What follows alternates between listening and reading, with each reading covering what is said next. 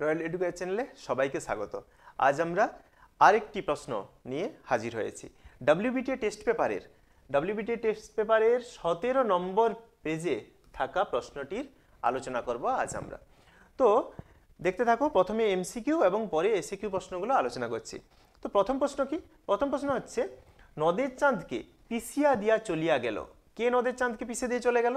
আমরা জানি নদের চাঁদ যখন সেই নদীর পাড় থেকে স্টেশনে ফিরছিলেন তখন তাকে একটি ট্রেন পিছিয়ে দিয়ে চলে গেল। সেই ট্রেনটা কোনটা? না, সেটা 7 নম্বর ডাউন প্যাসেঞ্জার ট্রেন। পরের প্রশ্ন, ও আমাকে শিখিয়েছে খাঁটি জিনিস কাকে বলে। কে শিখিয়েছে? না, অমৃত শিখিয়েছে। কাকে শিখিয়েছে? না, ইসাবের বাবাকে। ইসাবের বাবাকে আমরা কি বলে জানি? না, হাসান ভাই বলে জানি। তাহলে কি হবে উত্তর? হাসানের। উক্তিটিকার কে বলেছে এই কথাটা? হাসান বলেছে। আচ্ছা, তপনের সংকল্প, লেখা ছাপলে সে কি করবে? নিজে গিয়ে ছাপতে দেবে, নিজে ছাপতে দেবে। পরের প্রশ্ন, দিগম্বরের জটায় হাসে। কে হাসে? শিশু চাঁদের কর। তাহলে অপশন খ হবে, এখানে ক লেখা রয়েছে, যাই হোক খ, শিশু চাঁদের কর। ওদের নখ কিসের চেয়ে তীক্ষ্ণ? কিসের চেয়ে তীক্ষ্ণ? না, নেকড়ের চেয়ে তীক্ষ্ণ। পরের প্রশ্ন, আমরা কোথায় ফিরেছি?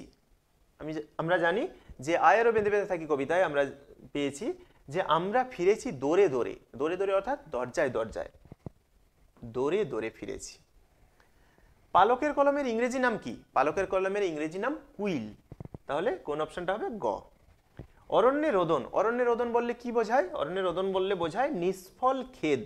আমরা যদি জঙ্গলে গিয়ে কান্না করি তাহলে তার কি কোনো ফলাফল পাবো? ফলাফল পাবো না, তাই এটা নিষ্ফল খেদ। দেশের লজ্জা বলতে কি বোঝায়? দেশের লজ্জা বলতে বোঝায় দেশবাসীর লজ্জা। বাচ্য পরিবর্তন হলে কি হয়? না, বাচ্য পরিবর্তন হলে অর্থ একই থাকে, অর্থাৎ অর্থ অপরিবর্তিত থাকে। অর্থ কখনো পরিবর্তিত হয় না। ক্রিয়া অপরিবর্তিত থাকে, ক্রিয়ার স্থানান্তর ঘটে, কর্তা ক্রিয়া সম্পর্ক চিহ্ন হয়, এগুলো হবে না। কি হবে? অর্থ অপরিবর্তিত থাকে। বাক্য পরিবর্তন করলেও বদলায় না। কি বদলায় না? অর্থ বদলাবে না। তাহলে উত্তর হবে অর্থ। এইখানে বলে রাখি, এটা মনে রাখতে হবে আমাদের অবশ্যই, যে আমরা বাক্য পরিবর্তন করি বা বাচ্য পরিবর্তন করি, অর্থ কখনো আমরা বদলাবো না। অর্থ বদলে দেওয়া মানেই সেটা ভুল উত্তর হয়ে গেল। যদি আমি বলি, একটা উদাহরণ বলি, যে রাম শ্যামের থেকে বয়সে বড়। এবারে আমাকে দিয়েছে কি? আমাকে পরিবর্তন করতে দিয়েছে নাবাচক। তাহলে আমি কি করছি? আমি লিখলাম রাম শ্যামের থেকে বয়সে বড় নয়। তাহলে প্রশ্নে তো বলেছিল বয়সে বড়, আর আমি যদি বলি বয়সে বড় নয়, তাহলে কি উত্তরটা ঠিক হবে? উত্তরটা ঠিক হলো না, কারণ আমি প্রশ্ন যা ছিল তা সেটাকে পাল্টে দিলাম। আমাকে বলতে হবে রাম শ্যামের থেকে বয়সে ছোট। রাম শ্যামের থেকে বয়সে বড় নয়, নয় মানে বড় নয় মানে ছোট, তাই না? তাহলে অর্থটা আমাকে এক রাখতে হবে। যার সঙ্গে কোনো কিছু তুলনা করা হয় তাকে কি বলে? আমরা কোনো কিছু তুলনা করলে তাকে আমরা বলি উপমা। উপমা করা হয়। বিনিময় বা পারস্পরিকতা বোঝাতে কোন কারক, কোন কর্তৃকারক ব্যবহার করা হয়? না, ব্যতিহার। পরস্পর বিবাদ হচ্ছে, ব্যতিহার। হ্যাঁ, যেমন রাজায় রাজায় যুদ্ধ হয়, তাহলে একই রকম রাজা পরস্পরের মধ্যে, তখন কি হয়? ব্যতিহার। আগে পুজো ইষ্ট দেবে, রেখাঙ্কিত পদটি কোন কারক? তাহলে আগে পুজো ইষ্ট দেবে, কাকে পুজো করতে হবে? কাকে দিয়ে প্রশ্ন করলে কি হবে? কর্মকারক। আমরা দেখিনি কর্মকারক কোথায় আছে? এখানে। রক্তের একটা কালো দাগ, কালো দাগ, ব্যাস বাক্য কি হবে? কালো যে দাগ। তাহলে কি? কর্মধারয় সমাস। পরের প্রশ্ন, সে বাড়ি গেল এবং ভাত খেলো, বাক্যটি কি? আমরা জানি এবং থাকলে কি হয়? এবং থাকলে একটা যৌগিক বাক্য হয়, কিন্তু এখানে এবং যৌগিক অপশানটা নেই। তাহলে কি হবে? সরল বাক্য, জটিল বাক্য, প্রধান উপবাক্য নাকি অনুজ্ঞাবাচক? কোনোটাই নয়। তাহলে কি হবে? প্রধান উপবাক্য। সেই তিনি নাকি বই লেখেন, বাক্যটি কোন বাচ্চা আছে? সেই তিনি নাকি বই লেখেন, কর্তৃবাচ্য। যদি থাকতো তার বই লেখা হয় তখন ভাববাচ্য হতো, কিন্তু তিনি নাকি বই লেখেন, তাহলে এটা কি হবে? এটা হবে কর্তৃবাচ্য। পরের প্রশ্ন চলে যাই। দুয়ের দাগে কি রয়েছে? প্রথম প্রশ্ন, তার চেয়ে দুঃখের কিছু নেই, কোন ব্যাপারটাকে তপন দুঃখের কথা বলেছে? না, যদি পড়তে বসে, যখন নিজের লেখা পড়তে গিয়ে যখন অন্যের লাইন পড়তে হয়, তখন সেটাই হয় সব থেকে দুঃখের। তার চেয়ে দুঃখের, তার থেকে অপমানের কোনো কিছু হতে পারে না। পরের প্রশ্ন, ধন জন যৌবন কিছুই নয়, তবে এগুলোকে বিরাগী কি বলেছেন? কি মনে করেন? তিনি মনে করেন এগুলো এক একটা ফাঁকি মাত্র, বঞ্চনা। অপূর্ব মুগ্ধ হইয়া সেই দিকে চাহিয়াছিল। কেন? কারণ যে লোকটা গিরিশ মহাপাত্র, যাকে সব্যসাচী সন্দেহ করে নিয়ে আসা হচ্ছে, সেই লোকটার পোশাক আশাক অপূর্ব অদ্ভুত ছিল। কিন্তু তার চোখের দিকে তাকালে দৃষ্টি ফেরানো যায় না, কারণ সেই চোখকে যেন কিছু ফাঁকি দেওয়া যাবে না। তাই অপূর্ব সেদিকে মুগ্ধ হয়ে তাকিয়েছিল। দেখা মাত্র ওর চামড়া তুলে নেবে। কেন এই ভীতি? কেন চামড়া তুলে নেবে ওর? কারণ হচ্ছে ইসাবের বাবা ধার করে ইসাবের জন্য জামা করে দিয়েছিল, জামা তৈরি করে দিয়েছিল। তো তাই যদি সেই প্রথম দিনে পরার পর জামাটা যদি সে ছিঁড়ে দেয়, তাহলে তো চামড়া তুলে নেবেই, যেহেতু কষ্ট করে জামা তৈরি করে দিয়েছে। আর যেহেতু ইসাবের জামার পকেট 6 ইঞ্চি পরিমাণ ছিঁড়ে গিয়েছিল, তাই দেখলে সেটা চামড়া তুলে নেবে। নদের চাঁদের ভারী আমোদ হইতে লাগিল। তার আমোদ বোধ হওয়ার কারণ কি? নদের চাঁদের আমোদ বোধ হওয়ার কারণ হচ্ছে নদের চাঁদ নদীকে খুব ভালোবাসে। সে যখন গিয়ে তার সেই নতুন রং করা ব্রিজটির উপর বসলো, তখন দেখতে পেল যে জলটা অনেক উপর উঠে এসেছে এবং হাত বাড়ালেই জলটাকে স্পর্শ করা যাবে, তাই তার আমোদ বোধ হতে লাগলো। পরের প্রশ্ন, আমাদের পথ নেই আর। কবি এই সময় কেমন ভাবে থাকার কথা বলেছেন? না, বেঁধে বেঁধে একজোট হয়ে থাকার কথা তিনি বলেছেন। সভ্যের বর্বর লোভ কি ঘটিয়েছিল? নগ্ন করেছিল নির্লজ্জ, তার নিজের রূপটিকে সে নগ্ন করেছিল নির্লজ্জভাবে। সর্বনাশী জ্বালামুখী ধূমকেতু। জ্বালামুখী কাকে কেন চামড় ডুলিয়ে আহ্বান করছে?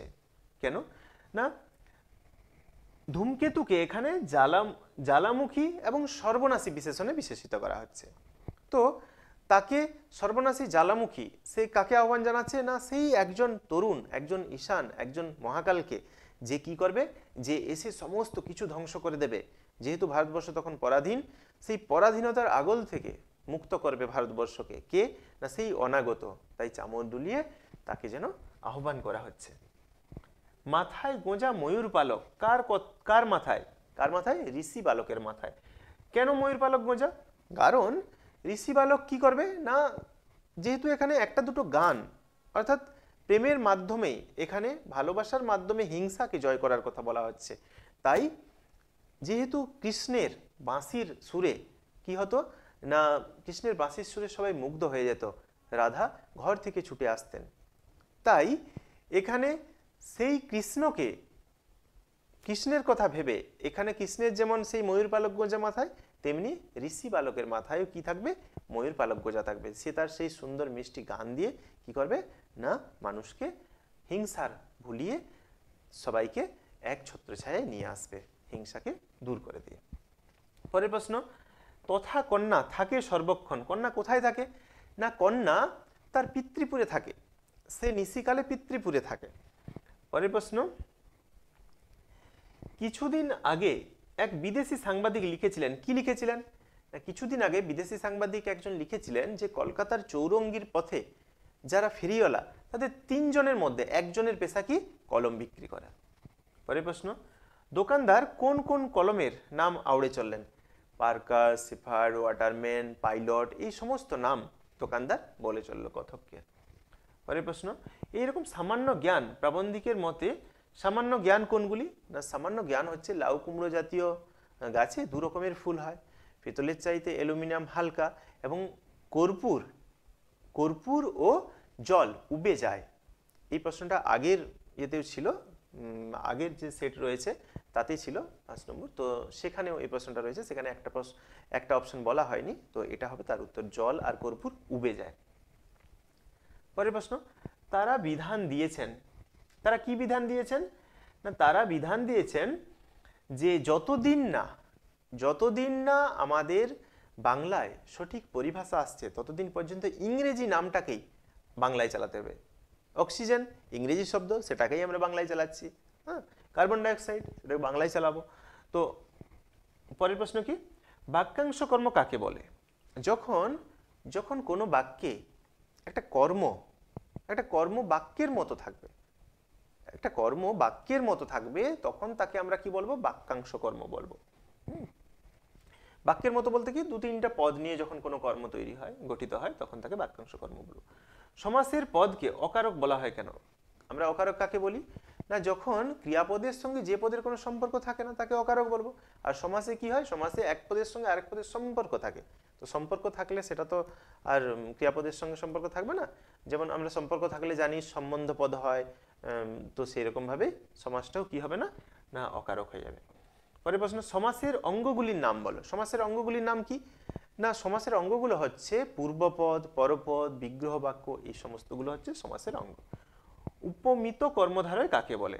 যখন উপমান আর উপমেয়ের মধ্যে সমাস হবে এবং সেখানে যদি কোনো সাদৃশ্যবাচক শব্দ না থাকে তখন তাকে আমরা কি বলবো, উপমিত কর্মধারয় বলবো। যদি শেষে মতো হয় তখনই সেটা কি হয়ে যায়, উপমিত। জটিল বাক্য কাকে বলবো না, যে বাক্যে একাধিক খণ্ড বাক্য কোনো সাপেক্ষ পদ দ্বারা যুক্ত হবে তখন তাকে আমরা বলবো জটিল বাক্য। পরের প্রশ্ন কি, যোগ্যতাহীন একটি বাক্যের উদাহরণ দাও। যোগ্যতাহীন বাক্য বলতে কি বোঝায় না, যোগ্যতাহীন বাক্যের উদাহরণ কি না, সূর্য পূর্ব দিকে ওঠে, এটা হচ্ছে যোগ্যতা যুক্ত।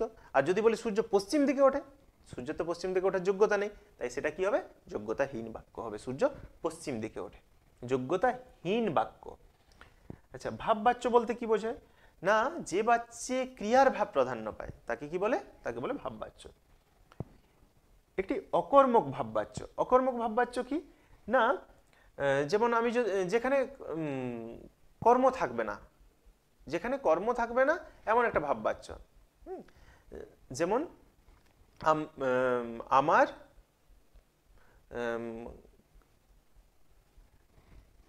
অকর্মক ভাববাচ্যের উদাহরণ দাও।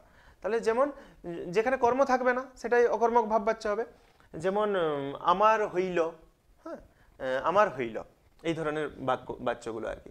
তারপর কি, বলিয়া সে হাসিল। বলিয়া সে হাসিল যৌগিক বাক্যে রূপান্তরিত করো। যৌগিক বাক্যে কি হবে, সে বলিল এবং হাসিল। পরের প্রশ্ন কি, ত্রিফলা। ত্রিফলা কি না, ব্যাস বাক্য সহ সমাস। ত্রিফলা কি, তিন ফলের সমাহার। আমরা জানি সমাহার দ্বিগু সমাস এটা। তো ভিডিওটা যদি ভালো লাগে অবশ্যই চ্যানেলটিকে সাবস্ক্রাইব করো এবং ভিডিওটিতে একটি লাইক দিও। সঙ্গে থেকো পরের ভিডিওগুলোর জন্য। ধন্যবাদ।